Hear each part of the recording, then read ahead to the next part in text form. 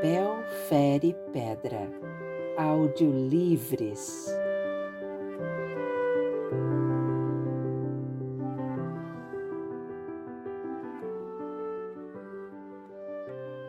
Yentl, o menino da Yeshivá, escrito por Isaac Bashevis Singer, traduzido por José Rubens Siqueira. Parte 1. Depois da morte do pai, Yentl não tinha razão para continuar em Yanev.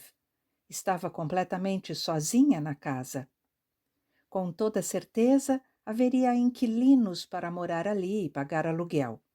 E as casamenteiras se juntavam à sua porta com ofertas de Lublin, de Tomashev, de Zamosk.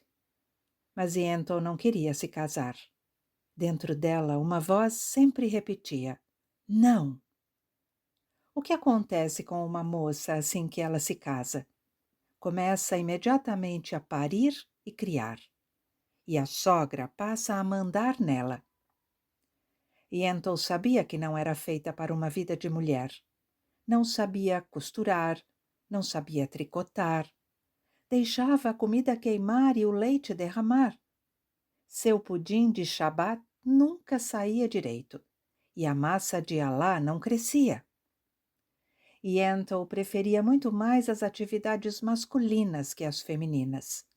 Seu pai, Rebbe Todros, que descanse em paz, durante os muitos anos que passou de cama, estudou a Torá com a filha, como se ela fosse um filho. Mandava Yentl trancar as portas e puxar a cortina das janelas. E juntos se debruçavam sobre o Pentateuco, o Mishnah, o Gemara e os comentários. Ela se mostrou uma pupila tão capacitada que o pai costumava dizer: Yentl, você tem alma de homem. Então por que nasci mulher? Até o céu erra. Não havia dúvida. Yentl era diferente de todas as moças de Yanev. Alta, magra, ossuda, de seios pequenos e quadris estreitos. Nas tardes de Shabat, quando o pai dormia, ela vestia suas calças, o manto de franjas, o casaco de seda, o solidéu, o chapéu de veludo e estudava seu reflexo no espelho. Parecia um rapaz, moreno, bonito. Havia até uma ligeira pelugem sobre seu lábio superior. Só as grossas tranças mostravam sua feminilidade, mas quanto a isso, cabelo sempre pode ser cortado.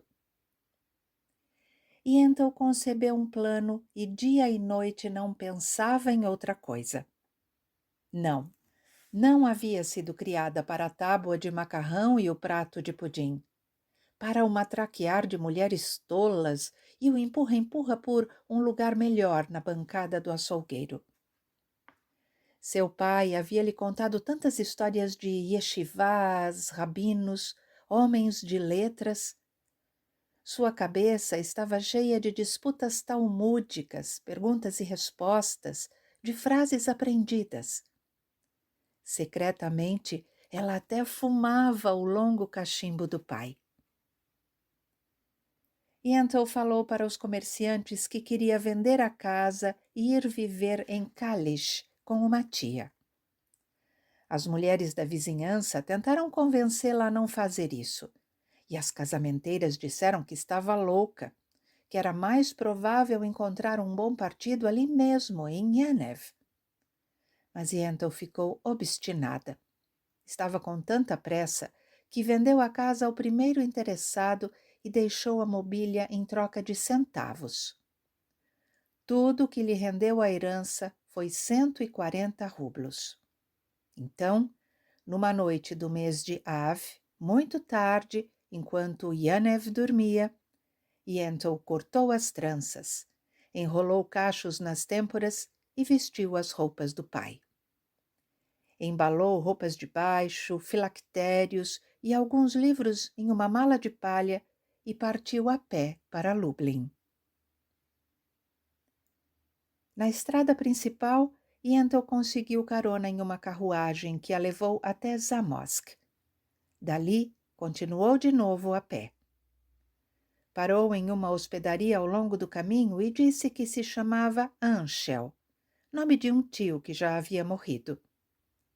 A hospedaria estava cheia de rapazes a caminho de estudar com famosos rabinos.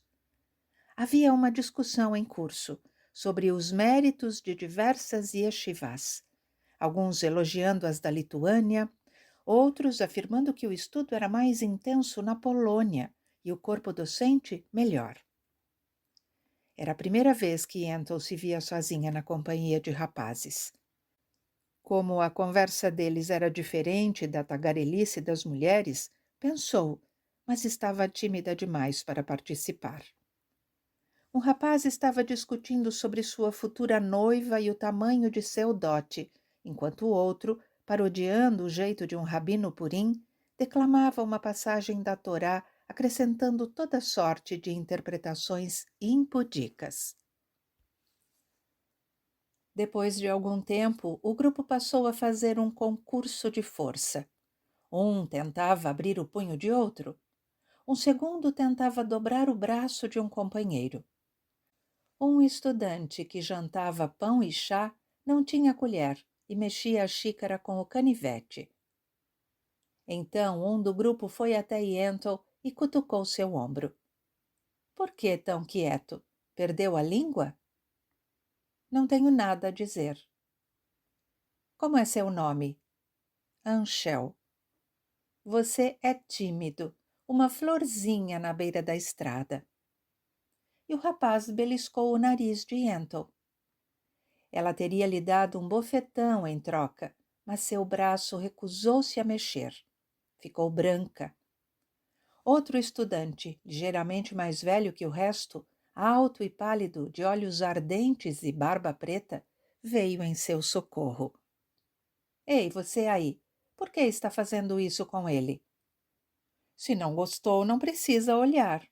— Quer que eu arranque os seus cachos? O rapaz de barba chamou Yentl com um gesto e perguntou de onde vinha e para onde estava indo. Yentl contou que estava procurando uma yeshivá, mas queria uma sossegada. O jovem mexeu na barba. — Então venha comigo para Beshev. Explicou que era o 4º ano que voltava a Beshev. A yeshivá lá era pequena, com apenas 30 estudantes, e as pessoas da cidade forneciam acomodações para todos. A comida era farta e as donas de casa remendavam as meias dos estudantes e cuidavam de sua roupa suja. O rabino de Beshev, que chefiava a yeshivá, era um gênio. Era capaz de colocar 10 questões e responder todas as 10 com uma única prova. A maioria dos estudantes acabava encontrando esposas na cidade. — Por que saiu no meio do ano? Yentl perguntou. — Minha mãe morreu. Agora estou voltando. — Como é seu nome? — Avigdor. — E como você ainda não casou? O jovem cofiou a barba. — É uma longa história. — Conte. Avigdor cobriu os olhos e pensou um pouco. — Vai para Beshev? — Vou. — Então vai acabar descobrindo de qualquer jeito. Eu estava noivo da única filha de Alter Vishkover, o homem mais rico da cidade. Até a data do casamento já estava marcada, quando de repente eles devolveram o contrato de casamento. O que aconteceu? Não sei. As fofoqueiras, acho, se encarregaram de espalhar histórias. Eu tinha o direito de reclamar metade do dote, mas isso vai contra a minha natureza. Agora estão tentando me convencer de uma outra moça, mas ela não me atrai. Em Beshev, os rapazes da yeshivá olham para as mulheres? Na casa de Alter, onde eu ia comer uma vez por semana, Hadass, a filha, sempre servia a comida. Ela é bonita? Ela é loira. Morenas também podem ser bonitas. Não. Yentl observou a Victor. Era magro e ossudo, com as faces encovadas. Tinha os cachos laterais tão pretos que pareciam azuis e as sobrancelhas se encontravam na ponta do nariz. Ele lhe deu um rápido olhar, com o tímido arrependimento de quem acaba de revelar um segredo. Tinha a lapela do paletó rasgada, como era costume para quem estava de luto, e o forro do sobretudo estava aparecendo. Tamborilava na mesa sem parar e cantarolou uma canção. Por trás da testa alta e vincada, os pensamentos pareciam correr. De repente falou: Bom, é isso aí. Vou ser um recluso e pronto. Parte 2. É estranho, mas assim que Yentl, ou Anshel, chegou a Beshev, coube-lhe um dia de refeição na casa daquele mesmo homem rico, Alter Vyshkover, cuja filha havia rompido o noivado com a Victor. Os alunos da Yeshiva estudavam em duplas e a Victor escolheu Anshel para parceiro. Ele ajudava com as lições. Era também excelente nadador e se ofereceu para ensinar Anshel a nadar de peito e ficar parada na água, mas ela sempre achava desculpas para não ir até o rio. A Victor sugeriu que dormissem juntos, mas Anshel achou um lugar para dormir em casa de uma viúva velha que era meio cega. Às terças-feiras, Anshel comia na casa de Alter Vyshkover e Hadass a servia. A Victor sempre fazia muitas perguntas. Como está Hadass? Está triste? Está alegre? Estão procurando casamento para ela? Não menciona o meu nome? Anshel informou que Hadass derrubava pratos na toalha da mesa, esquecia de trazer o sal e punha o dedo dentro do mingau de aveia quando trazia o prato. Dava ordens para a empregada, estava sempre mergulhada em livros de histórias e mudava de penteado toda semana. Além disso, devia se considerar uma beldade, porque estava sempre na frente do espelho, mas de fato não era assim tão bonita. 2 anos depois de casada, disse Anshel, vai estar um bagulho. Então, para você, ela não é bonita? Não muito. Mas se ela quisesse você, você não recusava. Posso passar sem ela. Não tem maus pensamentos? Os 2 amigos, usando o mesmo apoio de livro num canto da casa de estudos, passavam mais tempo conversando que aprendendo. De vez em quando, a Victor fumava e Anshel tirava o cigarro de sua boca e dava uma tragada. A Victor gostava de bolos assados feitos de trigo mourisco, então Anshel parava toda manhã na padaria para comprar um e não deixava que ele pagasse. Muitas vezes Anshel fazia coisas que surpreendiam a Victor. Se caía um botão do paletó de a Victor, por exemplo, no dia seguinte Anshel chegava na yeshiva com linha e agulha e pregava o botão. Anshel comprava todo tipo de presente para a Victor. Um lenço de seda, um par de meias, um cachecol. A Victor foi ficando mais e mais ligado àquele rapaz 5 anos mais novo que ele, cuja barba não tinha nem começado a nascer ainda.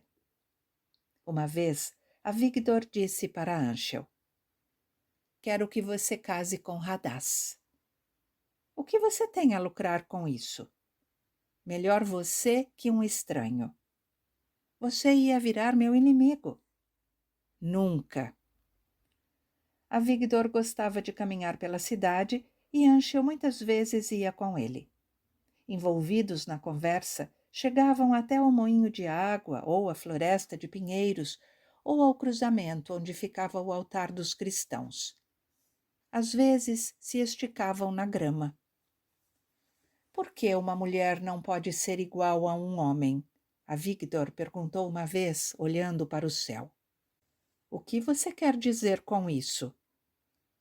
Por que Radaz não podia simplesmente ser como você? Como eu como? Ah, um sujeito legal.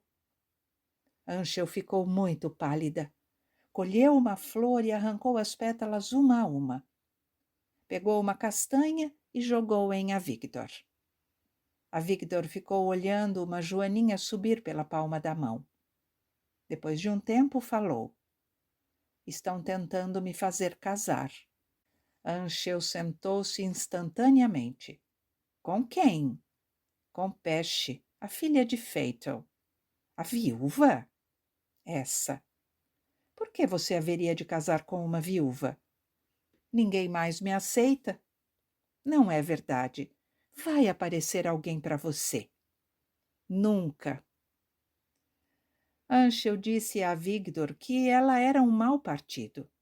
Pesce não era nem bonita nem inteligente, era só uma vaca com um par de olhos.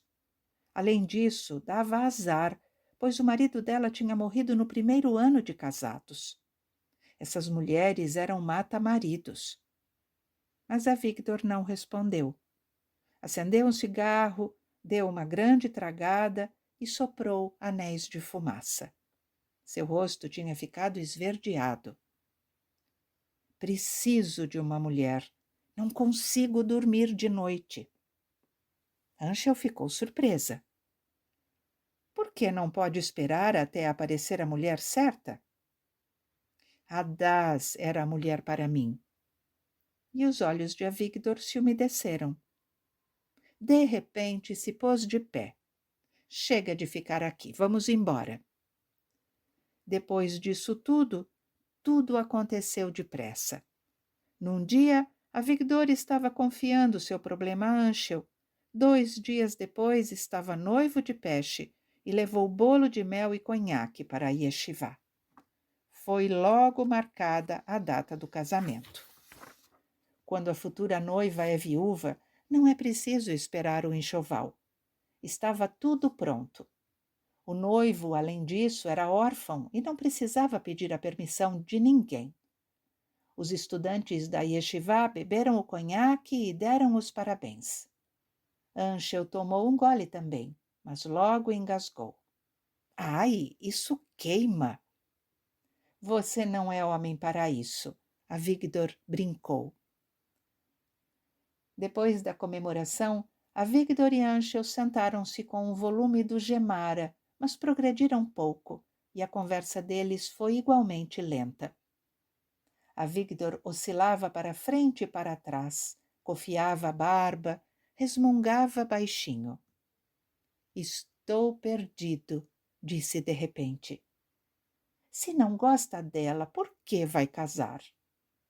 Eu casava até com uma cabra. No dia seguinte, Avigdor não apareceu na casa de estudos.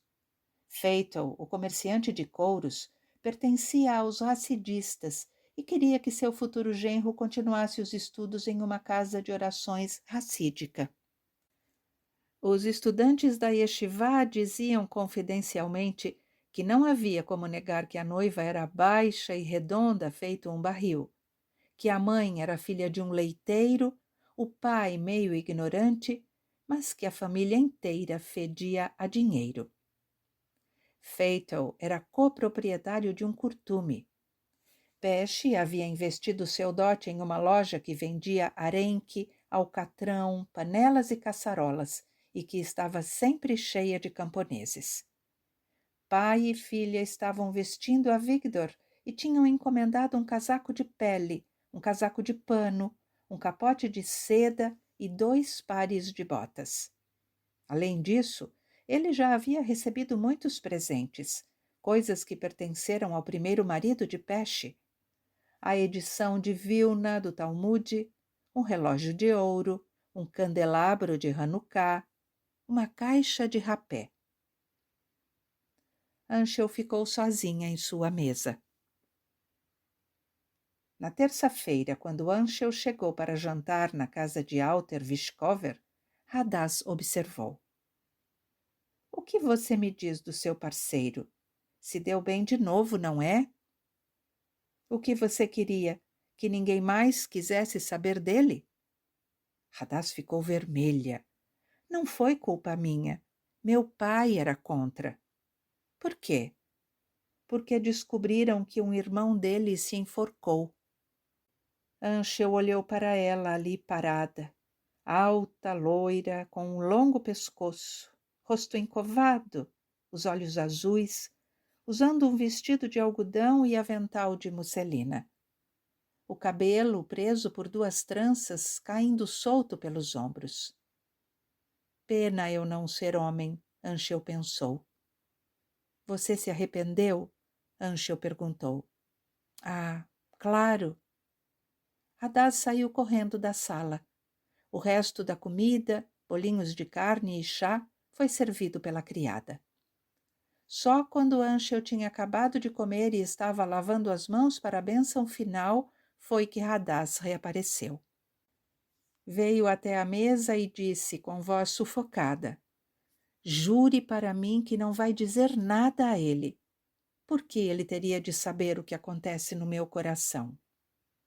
Saiu correndo de novo e quase caiu na porta. Parte 3. O chefe da yeshivá mandou Anchel escolher outro parceiro de estudos, mas passaram-se semanas e Anchel continuava estudando sozinho. Não havia ninguém na yeshivá que pudesse tomar o lugar de Avigdor. Todos os outros eram pequenos, de corpo e de espírito. Falavam bobagens, se gabavam de ninharias, sorriam por tolices, portavam-se como vagabundos. Sem Avigdor, a casa de estudos parecia vazia. De noite, Anchel deitava em seu banco na casa da viúva e não conseguia dormir. Despida do sobretudo e das calças, era de novo Yentl, a moça de idade casadoura, apaixonada por um rapaz que estava noivo de outra. Talvez eu deva contar a ele a verdade, Anchel pensou. Mas era tarde demais para isso. Anchel não podia voltar a ser mulher. Nunca mais conseguiria passar sem livros, sem uma casa de estudos. Ficou deitada, remoendo pensamentos de outro mundo que a levaram quase à loucura. Adormeceu, depois acordou sobressaltada. Em seu sonho era ao mesmo tempo homem e mulher, usando ao mesmo tempo um corpete de mulher e a roupa franjada de homem. As regras de Yentl estavam atrasadas e ela de repente ficou com medo. Quem sabe? Tinha lido no Medrash Talpiot que uma mulher concebera meramente por desejar um homem. Só então Yentl compreendeu o sentido da proibição da Torá de usar roupas do sexo oposto. Ao fazer isso, enganava-se não só aos outros, mas também a si mesmo. Até a alma ficava perplexa, vendo-se encarnada em um corpo estranho. De noite, Anchel ficava acordada. De dia, mal podia manter os olhos abertos. Nas casas onde tomava refeições, as mulheres reclamavam que o rapaz estava deixando tudo no prato. O rabino notou que Anchel não prestava mais atenção nas palestras, olhando pela janela, perdido em pensamentos pessoais. Quando chegava a terça-feira, Anchel aparecia na casa de Vishkover para comer. Hadad colocava a tigela de sopa na sua frente e esperava. Mas Anchel ficava tão perturbada que não conseguia nem agradecer. Pegava a colher e deixava cair. Hadad arriscou um comentário. Ouvi dizer que Avigdor abandonou você. Anchel acordou de seu transe. Como assim? Não é mais seu parceiro. Ele saiu da yeshivá. Nunca encontra com ele? Ele parece que está se escondendo. Você ao menos vai ao casamento? Por um momento, Anchel ficou em silêncio, como se não tivesse captado o sentido das palavras. Depois disse: Ele é um grande bobo. Por que diz isso? Você é linda e a outra parece um macaco. Hadás ficou vermelha até a raiz dos cabelos. A culpa é do meu pai. Não se preocupe. Vai encontrar alguém que mereça você. Não tem ninguém que eu queira. Mas todo mundo quer você. Houve um longo silêncio. Os olhos de Hadás ficaram grandes. Encheram-se daquela tristeza de alguém que sabe que não há consolação. Sua sopa está esfriando. Eu também quero você. Anshel ficou atônita diante do que tinha acabado de dizer. Hadás olhou para ela por cima do ombro. O que está dizendo? É verdade. Alguém pode escutar. Não tenho medo. Tome a sopa. Vou trazer os bolinhos de carne. Hadás virou-se para sair, os saltos altos batendo. Anshel começou a pescar os feijões da sopa, fisgou um e deixou cair. Tinha perdido o apetite. Estava com a garganta apertada. Sabia muito bem que estava se envolvendo numa enrascada, mas alguma força impunha que prosseguisse. Hadás reapareceu, trazendo um prato com 2 bolinhos de carne. — Por que você não está comendo? — Estou pensando em você. — O que está pensando? — Quero casar com você. Hadás fez cara de quem engoliu alguma coisa. — Essas questões você tem de conversar com meu pai. — Eu sei.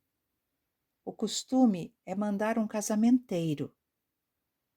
Ela saiu correndo da sala, deixando a porta bater atrás de si. Rindo por dentro, Anshel pensou: com as meninas posso brincar quanto eu quiser. Salpicou sal na sopa, depois pimenta. Ficou ali sentada, de cabeça leve. O que foi que eu fiz? Devo estar ficando louca. Não tem outra explicação. Fez um esforço para comer, mas não conseguiu engolir nada. Só então Anshel lembrou que a Vigdor é que queria que ela casasse com Hadás. Em sua confusão, o plano tinha vindo à tona. Ela executaria a vingança de Avigdor e, ao mesmo tempo, por meio de Hadás, o atrairia para perto de si. Hadás era virgem. O que sabia de homens? Uma menina assim podia ser enganada durante longo tempo. Com toda certeza, Anshel também era virgem, mas sabia muito sobre esses assuntos pelo Gemara e por ouvir as conversas dos homens. Anshel foi tomada de medo e alegria ao mesmo tempo, como uma pessoa fica quando está planejando enganar toda a comunidade. Lembrou-se do ditado: o público é tolo. Levantou-se e disse em voz alta: agora vou começar uma coisa de verdade. Nessa noite, Anshel não dormiu nem um segundo. A cada poucos minutos levantava para beber água. Estava com a garganta seca, a testa queimando. Sua cabeça trabalhava febrilmente por vontade própria. Parecia haver uma disputa dentro dela. Sentia o estômago retorcido, os joelhos doendo. Era como se tivesse feito um pacto com Satã, o maligno, que prega peças nos humanos, que coloca blocos que caem e armadilhas em seu caminho. Quando Anshel adormeceu, era de manhã.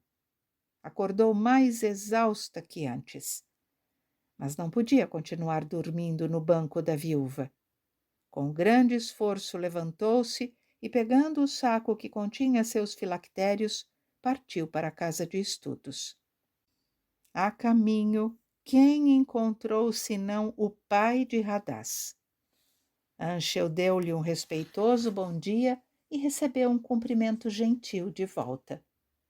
Rebbe Alter cofiou a barba e puxou conversa. Minha filha Hadás deve estar lhe servindo sobras. Você parece estar morrendo de fome. Sua filha é uma ótima moça e muito generosa. Então, por que está tão pálido? Anshel ficou em silêncio um minuto. Reb Alter, tenho de lhe dizer uma coisa. Pois diga logo. Reb Alter, gosto de sua filha. Alter Vishkover parou. Ah, é? Achei que estudantes da Yeshivá não podiam falar dessas coisas. Mas é a verdade. Não se discutem essas coisas com o próprio rapaz. Eu sou órfão. Bom, nesse caso, o costume é mandar um agente de casamento. Sei. O que acha dela? É bonita, boa, inteligente.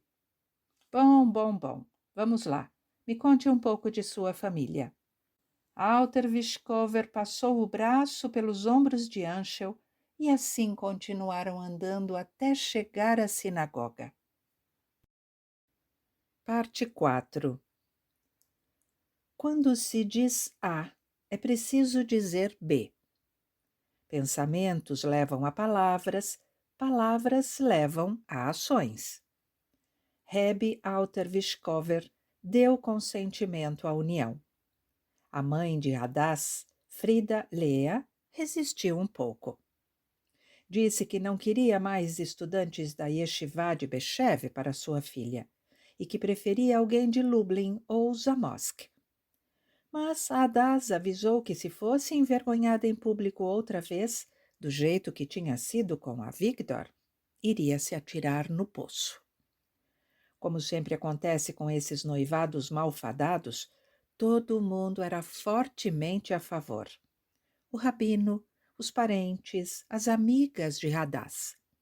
Havia algum tempo as moças de Beshev já olhavam para Anshel desejosas, espiando pelas janelas quando o jovem passava na rua.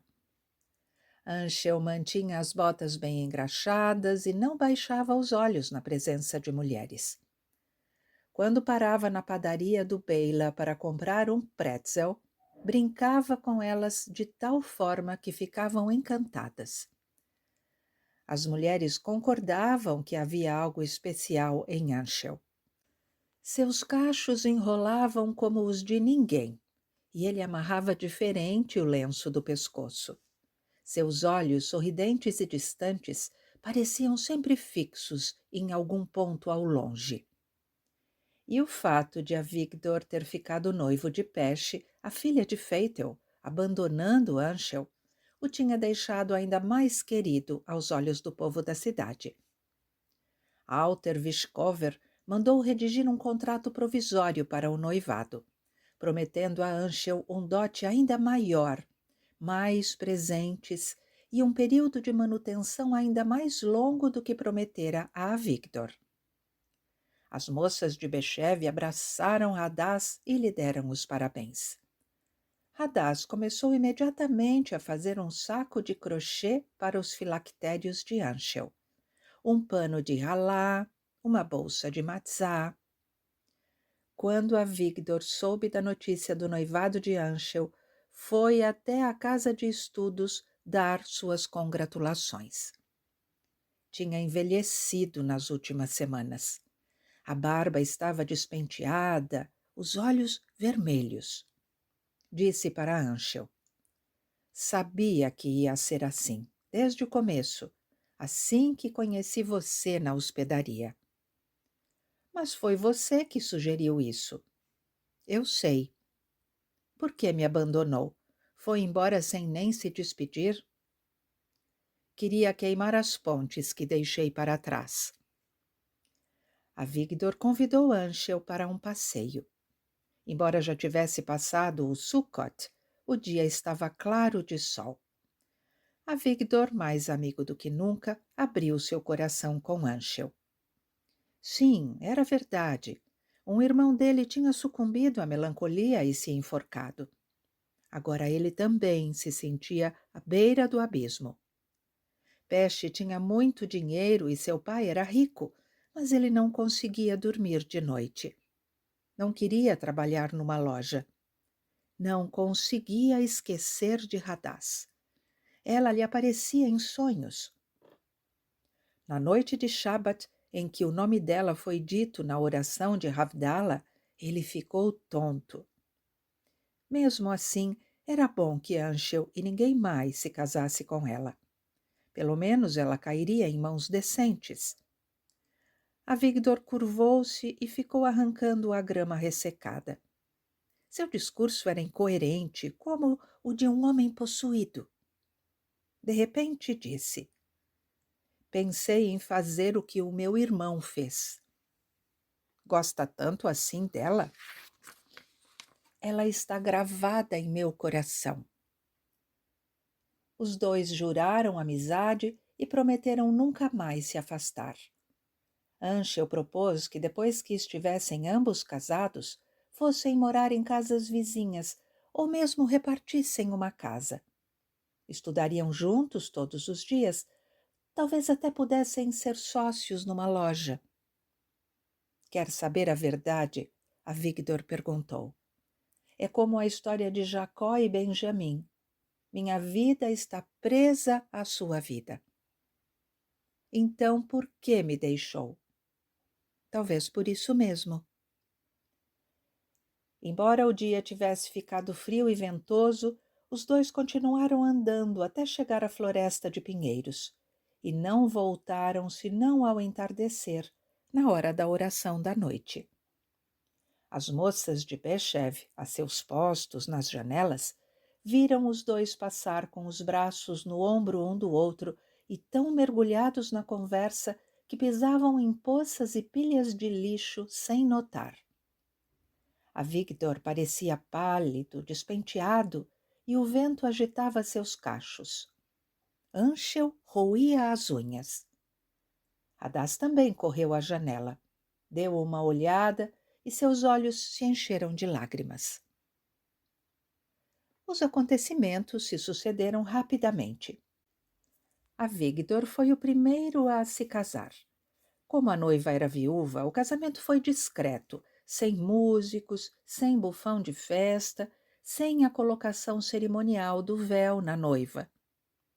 Um dia, Pesce estava debaixo do dossel matrimonial. No dia seguinte, estava de volta à loja, vendendo o alcatrão com as mãos engorduradas. Avigdor rezava na casa da Assembleia Racídica com sua nova estola de oração. À tarde, Anshel foi visitá-lo e os dois cochicharam e conversaram até a noite. A data do casamento de Anshel com Hadás foi marcada para o Shabat da semana de Hanukkah, embora o futuro sogro quisesse que fosse antes. Hadás já havia sido noiva. Além disso, o noivo era órfão. Por que deveria ficar rolando numa cama provisória na casa da viúva quando podia ter uma esposa e uma casa própria? Muitas vezes por dia, Anshel alertava a si mesma de que o que estava para fazer era pecaminoso, louco, um ato de profunda depravação. Estava envolvendo tanto Hadás quanto ela mesma em uma trama de enganos e cometendo tantas transgressões que jamais conseguiria pagar todas as penitências. Uma mentira levava a outra. Repetidamente, Anshel decidia ir embora de Beshev a tempo, acabar com aquela estranha comédia que era mais obra de um diabo que de um ser humano. Mas estava nas garras de uma força a que não conseguia resistir. Foi ficando mais e mais ligada a Avigdor e não conseguia tomar a decisão de destruir a ilusória felicidade de Hadás. Agora que estava casado, Avigdor tinha um desejo de estudar maior do que nunca, e os amigos se encontravam 2 vezes por dia. De manhã, estudavam o Gemara e os comentários. À tarde, os códigos legais com suas interpretações. Alter Vishkover e Feitel, o comerciante de couros, estavam contentes e comparavam Avigdor e Anshel a Davi e Jonatas. Com todas as complicações, Anshel parecia um bêbado. Os alfaiates tiraram suas medidas para um novo guarda-roupa e ela foi forçada a todo tipo de subterfúgios para impedir que descobrissem que não era um homem. Embora a impostura durasse muitas semanas, Anshel ainda acreditava nela. Como era possível? Enganar a comunidade tinha sido um jogo, mas quanto tempo mais podia continuar? E como a verdade viria à tona? Anshel ria e chorava por dentro. Tinha se transformado em um espírito trazido ao mundo para caçoar das pessoas e enganá-las. Eu sou má, uma transgressora, um Jeroboão ben Nabat, ela dizia a si mesma. Sua única justificativa era que assumira todos esses encargos porque sua alma tinha sede de estudar a Torá. Avigdor logo começou a reclamar que Pesce o tratava mal.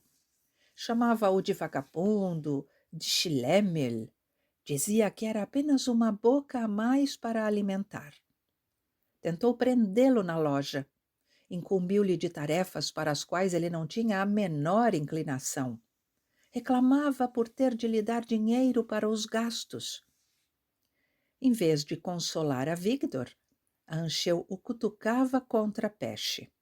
Chamava sua mulher de feiura, megera, miserável, e dizia que Pesce sem dúvida devia ter matado seu primeiro marido de tanto falar, e que mataria Avigdor também. Ao mesmo tempo, Anshel enumerava as virtudes de Avigdor. Sua altura e virilidade, sua inteligência, sua erudição. Se eu fosse mulher, casava com você, dizia Anshel. Eu saberia apreciar você. Bom, mas você não é. Avigdor suspirava. Enquanto isso, ia se aproximando a data do casamento de Anshel. No Shabat, antes de Hanukkah, Anshel foi chamado ao púlpito para ler a Torá. As mulheres jogaram-lhe uma chuva de passas e amêndoas. No dia do casamento, Alter Vishkover deu uma festa para os rapazes. Avigdor sentou-se à direita de Anshel. O noivo fez um discurso talmúdico e o resto do grupo discutiu os pontos, enquanto fumava cigarros e bebia vinho, licores, chá com limão ou geleia de amoras. Seguiu-se a cerimônia de colocar o véu na noiva, depois da qual o noivo foi levado ao dossel matrimonial que tinha sido armado ao lado da sinagoga. A noite estava gelada e clara, o céu cheio de estrelas. Os músicos começaram uma melodia. 2 filas de moças levavam acesos círios e velas de cera trançadas. Depois da cerimônia de casamento, noiva e noivo quebraram o jejum com um dourado caldo de galinha. Depois começou o baile e o anúncio dos presentes de casamento, tudo conforme o uso. Os presentes eram muitos e caros. O bufão de casamento representou as alegrias e tristezas que estavam reservadas à noiva. A esposa de Avigdor, Pesce, era uma das convidadas, mas, embora coberta de joias, continuava muito feia, com uma peruca que lhe cobria a testa, uma enorme capa de pele e nas mãos restos de alcatrão que, por mais que lavasse, jamais seriam removidos. Depois da dança da virtude, a noiva e o noivo foram levados separadamente para a câmara matrimonial. Os ajudantes do casamento instruíram o casal nas condutas adequadas e exortaram-nos a ser frutíferos e multiplicar-se. Ao amanhecer, a sogra de Anshel e seu grupo desceram à câmara matrimonial e arrancaram os lençóis debaixo de Hadás para ter certeza de que o casamento fora consumado. Quando descobriu traços de sangue, o grupo se alegrou e começou a beijar e a congratular a noiva. Então, brandindo o lençol, reuniram-se do lado de fora e dançaram uma dança kasher na neve recém-caída. Anshel tinha achado um jeito de deflorar a noiva. Em sua inocência, Radaz não entendeu que as coisas não foram exatamente como deveriam ter sido. Já estava profundamente apaixonada por Anshel. É recomendado que a noiva e o noivo fiquem separados 7 dias depois da primeira relação. No dia seguinte, Anshel e Avigdor estudaram o tratado sobre mulheres menstruadas. Quando os outros homens saíram e os dois foram deixados sozinhos na sinagoga, Avigdor perguntou timidamente a Anshel sobre sua noite com Radaz. Anshel satisfez-lhe a curiosidade e os dois ficaram cochichando até o anoitecer.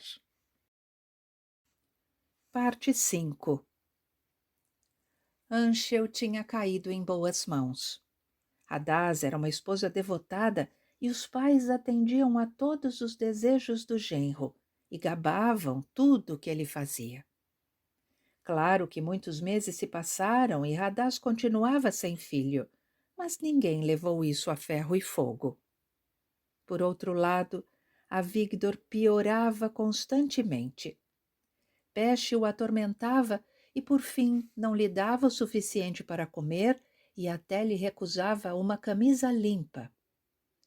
Como estava sempre sem vintém, Anshel passou a lhe trazer de novo um bolo diário de trigo sarraceno.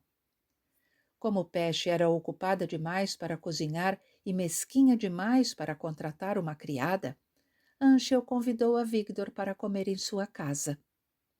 Rebbe Alter Vishkover e sua mulher não concordaram, dizendo que estava errado um pretendente rejeitado frequentar a casa de sua antiga noiva. A cidade tinha bastante o que falar. Mas Anshel citou precedentes para mostrar que não era proibido por lei. A maior parte dos cidadãos estava do lado de Avigdor e culpava Pesce de tudo. Avigdor começou a pressionar Pesce por um divórcio e, como não queria ter um filho com essa fúria, agia como Onan, ou como traduz o Gemara. Ele bombeava dentro e derramava a semente fora.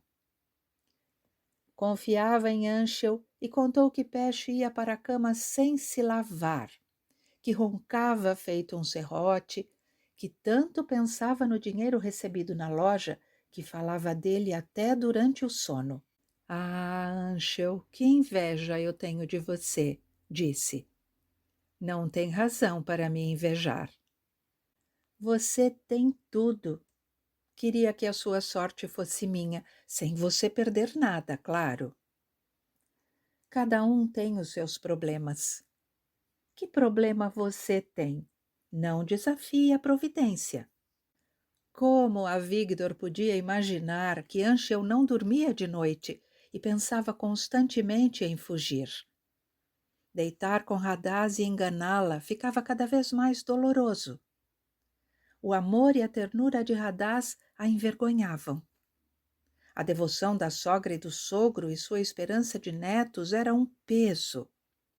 Nas sextas-feiras à tarde, todo mundo da cidade ia aos banhos, e a cada semana Anshel tinha de encontrar uma nova desculpa. Mas isso estava começando a despertar suspeitas. Falava-se que Anshel devia ter alguma horrível marca de nascença, ou uma hérnia, ou que talvez não fosse adequadamente circuncidado. A julgar pela idade do rapaz, sua barba, por certo, já devia ter começado a aparecer. No entanto, suas faces continuavam lisas. Já estavam no Purim e a Páscoa se aproximava. Logo viria o verão. Não longe de Beshev havia um rio onde todos os estudantes da Yeshivá, todos os rapazes, iam nadar assim que esquentava. A mentira estava inchando como um abscesso e um dia desses certamente ia estourar. Anshel sabia que precisava achar um jeito de se libertar. Era costume dos rapazes que moravam com os sogros viajar pelas cidades próximas durante os meios feriados de meado da semana de Páscoa. Eles gostavam da mudança, relaxavam, buscavam novas oportunidades de negócios, compravam livros e outras coisas que um rapaz podia precisar. Beshev não ficava longe de Lublin, e Anshel convenceu a Vigdor a fazer a viagem com ela, tudo às suas custas. A Vigdor ficou deliciado com a perspectiva de se livrar por uns dias da megera que tinha em casa. A viagem de carruagem foi muito alegre. Os campos estavam ficando verdes, cegonhas de volta dos países quentes planavam pelo ar em grandes arcos. Riachos corriam na direção dos vales. Pássaros gorjeavam, moinhos giravam. Flores de primavera começavam a se abrir nos campos. Aqui e ali, uma vaca já estava pastando. Os companheiros, conversando, comeram as frutas e os bolinhos que Radaz tinha preparado. Contaram piadas e trocaram confidências até chegarem a Lublin. Lá foram para uma hospedaria e alugaram um quarto para os dois. Na viagem, Anshel tinha prometido a Vigdor revelar-lhe um incrível segredo em Lublin. A Vigdor tinha brincado. Que tipo de segredo podia ser? Anshel teria descoberto um tesouro escondido? Teria escrito um ensaio? Teria criado uma pomba com seus estudos da cabala?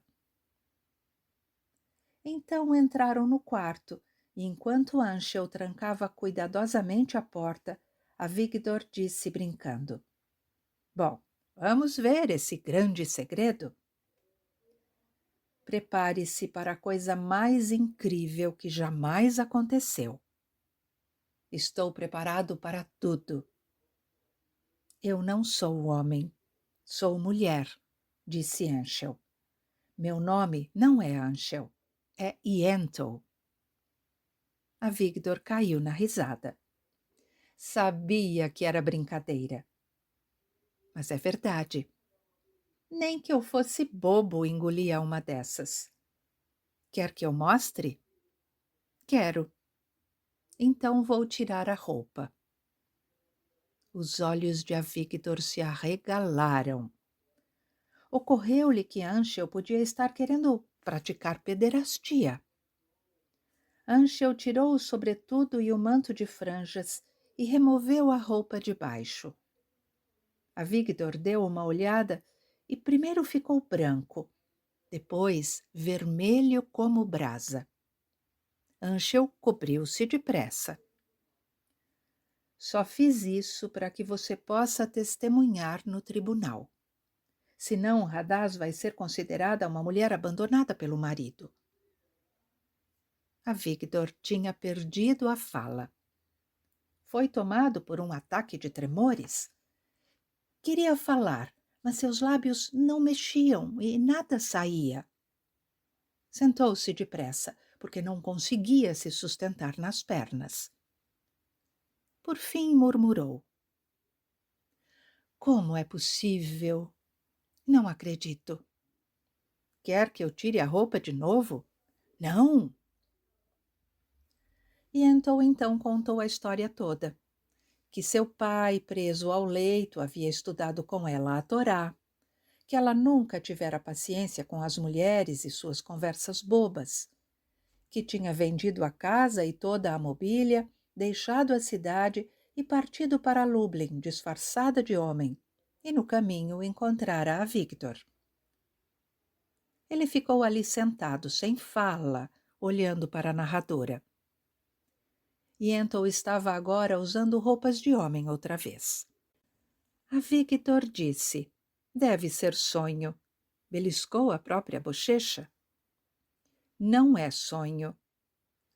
Uma coisa dessas acontecer comigo. É tudo verdade. Por que você fez isso? Nu, melhor eu ficar quieto. Não queria desperdiçar a minha vida entre o forno e a tigela.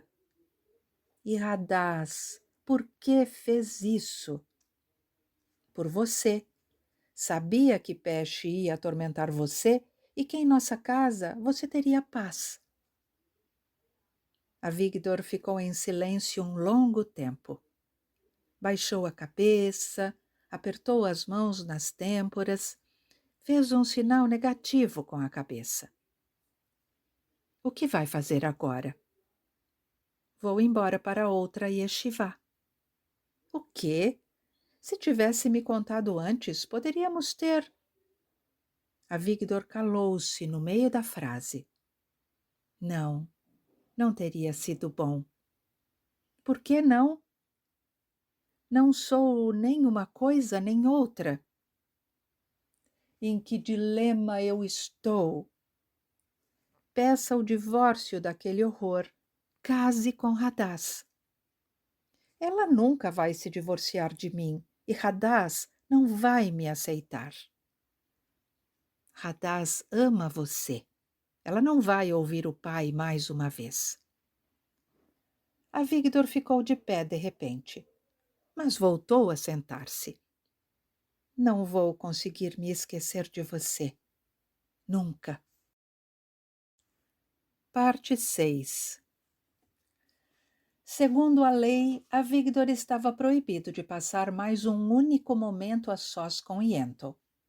Porém, vestida de sobretudo e calças, ela era de novo o Anshel de sempre. Retomaram a conversa no mesmo pé em que estavam. Como você teve coragem de violar todos os dias o mandamento que diz: uma mulher não deve usar aquilo que pertence a um homem?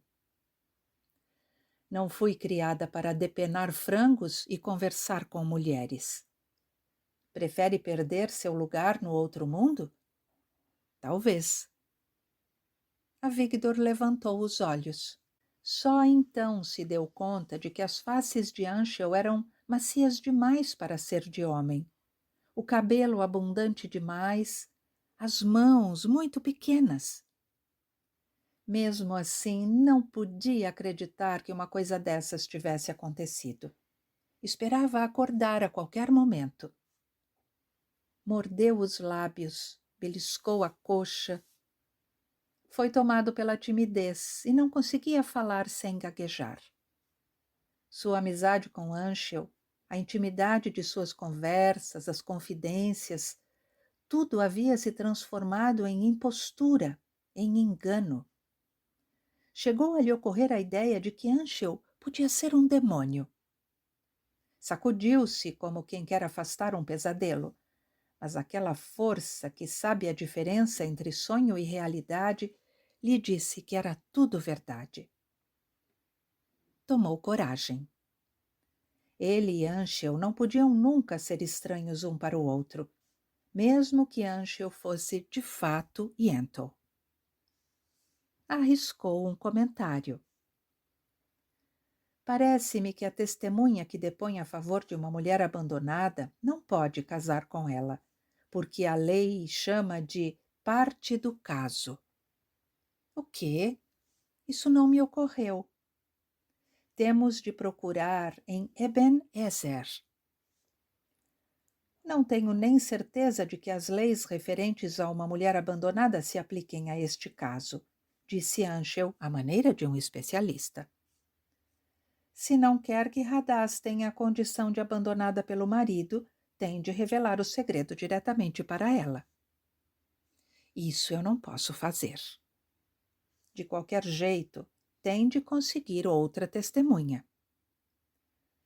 Pouco a pouco, os dois foram voltando à conversa talmúdica. De início, Avigdor achou meio estranho estar discutindo o texto sagrado com uma mulher, mas pouco depois, a Torá tinha reunido os dois. Embora seus corpos fossem diferentes, suas almas eram de um mesmo tipo.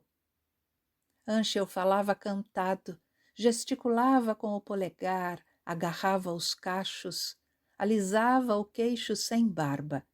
Fazia todos os gestos usuais de um estudante da yeshivá. No calor da discussão, ela até pegou Avigdor pela lapela e chamou-o de burro. Um grande amor por Anshel dominou Avigdor. misturando vergonha, remorso, ansiedade. Se eu pelo menos soubesse disso antes, disse a si mesmo. Em sua cabeça, comparava a Anshel, ou Yentl, a Bruria, a mulher de Rebbe Meir, ou a Yalta, a esposa de Rebbe Nachman. Pela primeira vez viu com clareza que era isso que sempre quisera, uma esposa cuja cabeça não fosse dominada por coisas materiais. Seu desejo por Hadaz havia desaparecido e sabia que ia sentir falta de Yentl. Mas não ousou dizer isso. Sentiu calor e sabia que seu rosto estava queimando. Não conseguia mais olhar nos olhos de Anshel. Começou a enumerar os pecados de Anshel e viu que ele também estava envolvido, pois tinha sentado ao lado de Yentl e tinham se tocado em seus dias impuros. Nu! E que dizer de seu casamento com Hadaz? Que multidão de transgressões! Engano voluntário, falsos votos, falsa apresentação, Deus sabe o que mais. Perguntou de repente. Diga a verdade, você é um herege? Deus me livre. Então como teve coragem de fazer uma coisa dessas? Quanto mais Anshel falava, menos Avigdor entendia. Todas as explicações de Anshel pareciam indicar uma coisa. Ela tinha alma de homem e corpo de mulher. Anshel disse que tinha casado com Hadaz só para poder estar perto de Avigdor. Podia ter se casado comigo, Avigdor disse. Queria estudar o Gemara e os comentários com você, não remendar suas meias. Durante um longo tempo, nenhum dos dois disse nada. Então Avigdor quebrou o silêncio. Tenho medo que Hadaz fique doente por causa disso. Deus nos livre. Também tenho medo disso. O que vai acontecer agora? Veio o crepúsculo e os dois começaram a recitar a prece vespertina. Em sua confusão, Avigdor misturou as bênçãos, omitiu algumas e repetiu outras. Deu uma olhada de soslaio para Anshel, que oscilava para frente e para trás, batendo o peito de cabeça baixa.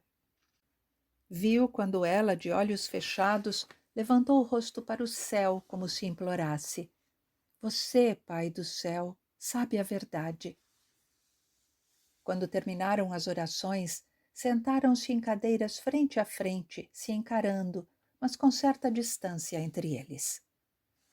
O quarto encheu-se de sombras. Reflexos do pôr do sol, como bordados purpúreos, tremulavam na parede oposta à janela. Avigdor mais uma vez tentou falar, mas de início as palavras, tremendo na ponta da língua, não saíam. De repente explodiu. Talvez não seja tarde demais. Não posso continuar vivendo com aquela maldita mulher. Você... Não, Avigdor, é impossível. Por quê? Vou viver minha vida como sou. Vou sentir sua falta terrivelmente. E eu a sua. Qual o sentido disso tudo? Anshel não respondeu. A noite caiu e a luz se apagou. No escuro pareciam ouvir os pensamentos um do outro. A lei proibia a Avigdor de ficar sozinha no quarto com Anshel, mas ele não conseguia pensar nela só como mulher. Que estranho poder havia na roupa, pensou. Mas falou outra coisa. Meu conselho é você simplesmente mandar um divórcio para Hadaz. Como posso fazer isso? Como o sacramento do casamento não foi válido, que diferença faz? Acho que tem razão. Ela depois vai ter muito tempo para descobrir a verdade. A criada entrou com a lâmpada, mas assim que ela saiu, Avigdor apagou a luz. A condição deles e as palavras que tinham de dizer um para o outro não suportavam a luz. Na escuridão, Anshel revelou todos os detalhes. Respondeu todas as perguntas de Avigdor. O relógio bateu 2 horas e continuaram conversando. Anshel contou para Avigdor que Hadás nunca o esquecera. Falava dele com frequência, se preocupava com sua saúde. Tinha pena, embora não sem certa satisfação, do rumo que as coisas haviam tomado com Pesce. Ela vai ser uma boa esposa, disse Anshel. Eu não sei nem assar um pudim. Mesmo assim, se você quisesse... Não, Avigdor, não era meu destino. Parte 7. Foi um grande enigma para a cidade. O mensageiro que chegou trazendo os papéis de divórcio para Hadás, a permanência de Avigdor em Lublin até depois dos feriados, seu retorno a Bexev de ombros caídos e olhos sem vida, como se tivesse estado doente. Hadás ficou de cama e recebia a visita do médico 3 vezes por dia. Avigdor entrou em reclusão. Se alguém cruzava com ele por acaso e se dirigia a ele, não respondia. Pesce reclamou com seus pais que Avigdor passava a noite inteira andando para lá e para cá, fumando. Quando ele finalmente desmaiou de pura fadiga, chamava em seu sono o nome de uma mulher desconhecida, Yentl. Pesce começou a pensar em divórcio. A cidade achou que Avigdor não ia concordar, ou que no mínimo iria exigir dinheiro, mas ele concordou com tudo. Em Bexev, as pessoas não estavam acostumadas a deixar os mistérios continuarem mistérios por muito tempo. Como manter segredos em uma cidadezinha em que todo mundo sabe o que acontece dentro da casa dos outros? Porém, mesmo havendo tanta gente que tinha o costume de olhar por buracos de fechaduras e de encostar o ouvido numa veneziana, o que aconteceu continuou um enigma. Hadás ficou de cama e chorou. Shanina, o médico herbalista, disse que ela estava se consumindo. Anshel desapareceu sem deixar rastro. Rebbe Altervish-Kover mandou chamar Avigdor e ele veio. Mas os que se puseram atrás da janela não conseguiram pescar nenhuma palavra do que foi dito entre eles. Aquelas pessoas que normalmente se metem na vida dos outros inventaram toda sorte de teorias, mas nenhuma delas tinha consistência. Um grupo chegou à conclusão de que Anshel havia caído nas mãos de padres católicos e convertera-se. Isso podia fazer sentido. Mas onde Anshel teria encontrado tempo para os padres se estava sempre estudando na yeshiva? E além disso, desde quando um apóstata mandava o divórcio para a mulher? Outro grupo murmurou que Anshel estava de olho em outra mulher. Mas como podia ser isso? Não havia casos amorosos acontecendo em Bexev. E nenhuma das moças tinha saído da cidade recentemente, nem judia, nem gentia. Alguém sugeriu que Anshel havia sido levado por espíritos maus, ou mesmo que ele próprio fosse um deles. Como prova, citavam o fato de Anshel nunca ter ido à casa de banhos nem ao rio. É bem sabido que os demônios têm pés de ganso. Bom, mas Hadás nunca o tinha visto descalço? E quem alguma vez ouviu falar de um demônio que manda o divórcio para a mulher? Quando um demônio se casa com a filha de um mortal, geralmente ela acaba mulher abandonada. A alguém mais ocorreu que Anshel havia cometido alguma transgressão maior e partido para o exílio para se penitenciar. Mas que tipo de transgressão poderia ser? E por que não a teria confiado ao rabino? E por que Avigdor perambulava como um fantasma? A hipótese de Tevel, o músico, foi a mais próxima da verdade. Tevel afirmava que Avigdor não tinha conseguido esquecer Hadás e que Anshel havia se divorciado dela para o amigo poder casar com ela. Mas seria possível uma amizade dessas nesse mundo? Nesse caso, por que Anshel havia se divorciado de Hadás antes mesmo de Avigdor se divorciar de Pesce? Além disso, uma coisa dessa só pode acontecer se a esposa tiver sido informada do arranjo e concordar. Porém, tudo indicava um grande amor de Hadás por Anshel, e ela de fato estava doente de tristeza. Uma coisa ficou clara para todos. Avigdor sabia a verdade. Mas era impossível arrancar qualquer coisa dele. Permaneceu recluso e calado com uma obstinação que toda a cidade censurava. Amigos próximos aconselharam Pesce a não se divorciar de Avigdor, embora os dois tivessem rompido relações e não vivessem mais como marido e mulher. Ele nem fazia mais a bênção Kiddush para ela nas sextas-feiras à noite. Passava as noites na casa de estudos ou na casa da viúva onde Anshel havia se alojado. Quando Pesce falava com ele, não respondia, mantendo a cabeça baixa. A comerciante Pesce não tinha paciência para essas coisas.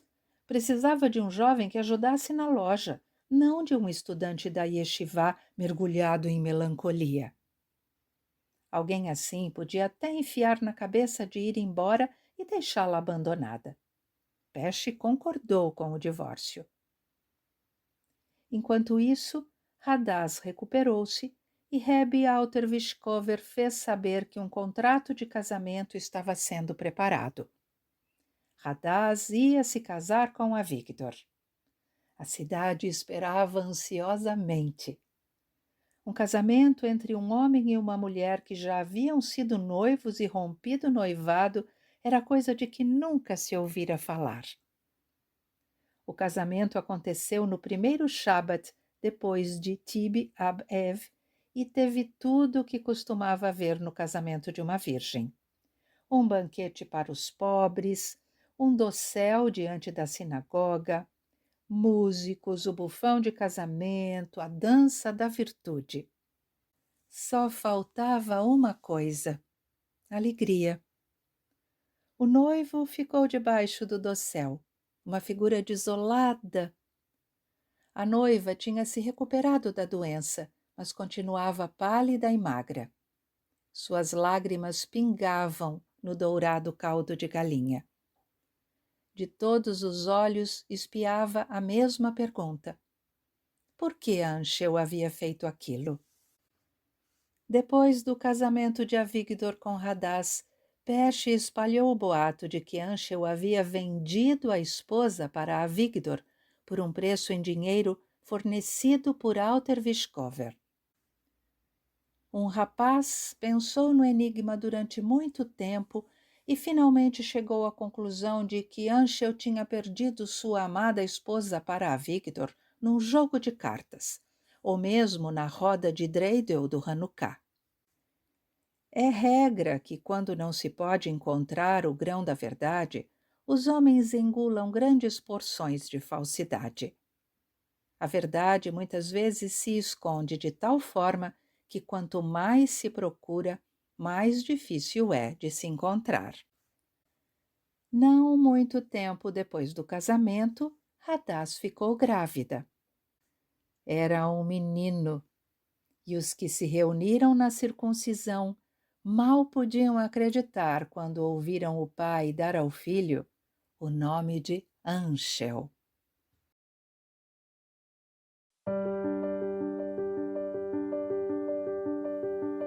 Papel fere pedra.